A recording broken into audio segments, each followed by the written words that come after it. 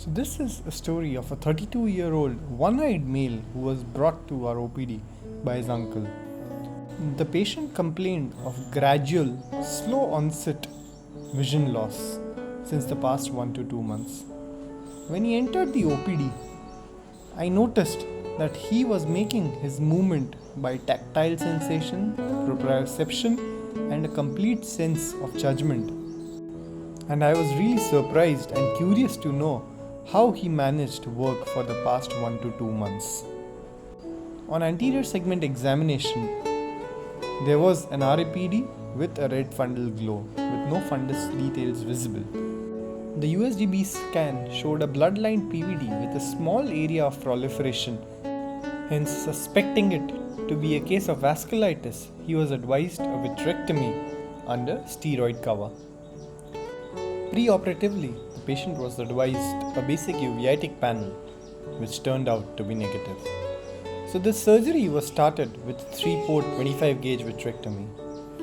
In cases like this, most of the blood is mainly compartmentalized into the anterior vitreous or the mid vitreous. Hence, instead of going inside with no view, it is better to do a good anterior vitrectomy, or in other words, just place the cutter behind the lens and clear off most of the hemorrhage part.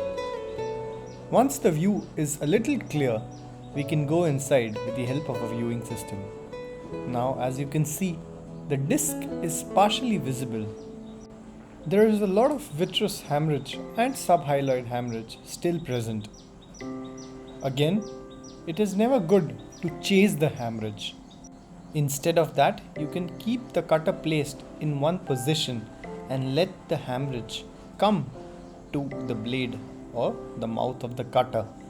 A good peripheral vitrectomy is now completed, removing as much vitreous as possible, making sure the lens is not touched since the patient is phakic with a clear lens.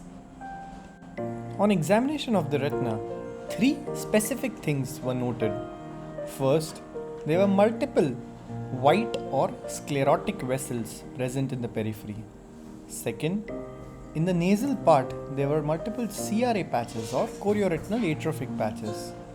And the elevation that was seen on the USGB scan was a small fibrovascular prolif with a tiny break beneath.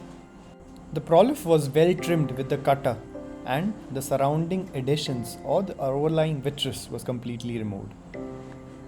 Once this was done, an endolaser was initiated. Again, in cases like these, a good extensive endolaser is extremely crucial in order to reduce the ischemic load of the retina and to prevent recurrence of vitreous hemorrhage in the future. Also, while doing the peripheral laser, it is important to make sure that the probe of the laser does not touch the lens. Since a tiny break was noted beneath the prolif, I decided to do 2 rows of laser barrage around the prolif to minimize the risk of a retinal detachment in future and, very frankly, to have a good night's sleep. This barrage was very near to the macula, hence the power and duration of the laser was reduced. Once the laser was over, an air fluid exchange was initiated. To start with, I tend to use the cutter initially while doing the air fluid exchange, and once the fluid is minimal, I tend to remove it with the help of a soft tip based flute. The ports were removed and a drop of betadine was instilled. 1 week later, it was a moment of joy when the patient walked into the OPD all by himself. It literally became a before-after moment, and I could see the spark and confidence that lit up his eyes. He had resumed all his basic lifestyle activities, and the joy This moment was insurmountable.